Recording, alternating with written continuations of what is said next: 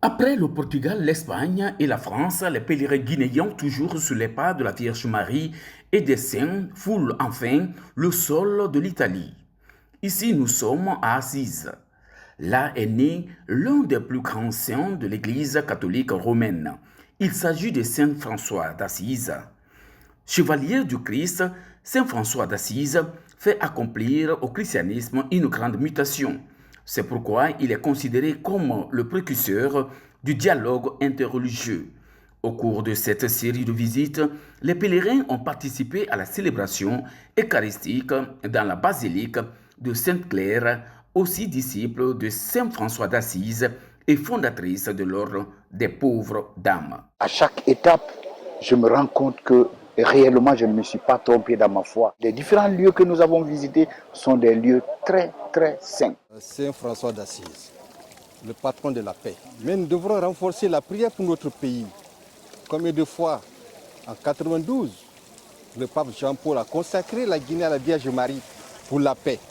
Nous devrons renforcer cette paix. On a besoin de la paix dans notre pays. Après les visites, ce que je retiens, c'est la conversion qui s'est opérée en Saint-François. La conversion, ça veut dire quoi? C'est le retournement.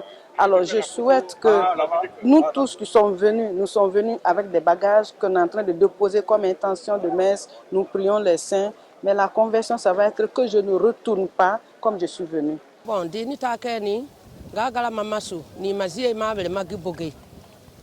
de boga ga mai si ma zirga ba ga da wala da fa mo kazu zezi ma no be ya debe be gina za ga François d'Assise na tajwe ana ite bala ti sura gima inda bo su igala ni zima vai peba gre woro gala ma brema donc ade boy mai ya na ade boy ma vai ti zana ade bla gre woro gala no ni wuru ade gala fali ada pe yi givela gina zile girona ade bo fe gala zea.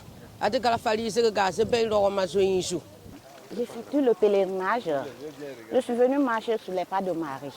Marie avait aimé son enfant. Elle a aimé son fils. Donc, elle a suivi son parcours. Partout où son fils était, elle était là. Donc, nous avons aimé la façon que Marie a aimé son fils. Nous sommes venus prier. Prier pour le pays. Priez pour aussi nos enfants. De la ville d'Assise, nous voici à Cassia, le village natal de Saint Rita. Après la mort de son mari et de ses deux enfants, elle décide de rentrer au monastère des Augustines de Cassia. Elle y vivra une vie mystique intense et recevra les stigmates de la passion de Christ. Les pèlerins ont visité la chapelle là où Saint Rita a reçu son sacrement de baptême. À cet endroit toujours, les pèlerins guinéens ont grimpé cette montagne haute de 827 mètres où se trouve le rocher de la prière, autrement appelé le secret de Sainte Rita. Au nom de Dieu le Père, et du Fils et du Saint-Esprit, Sainte Rita, nous voici rassemblés dans cette chapelle pour faire monter vers le Seigneur la louange qui lui est due. Toi que l'on dénomme la sainte des causes désespérées et des cas impossibles, donne-nous aujourd'hui de cheminer comme toi vers l'accomplissement du bon vouloir de Jésus. Abandonner notre corps, notre cœur, notre esprit à la louange et à la gloire de son Saint-Nom, mourir à nous-mêmes pour vivre en lui.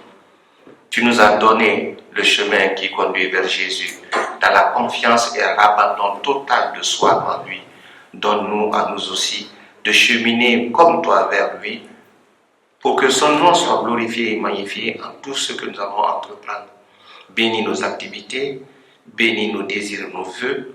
Parmi nous ici, des pèlerins et pèlerines, beaucoup sont venus chargés de désirs et de vœux.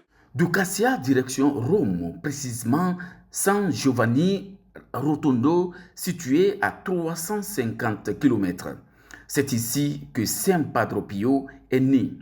Lui qui est considéré comme l'un des plus grands saints du XXe siècle.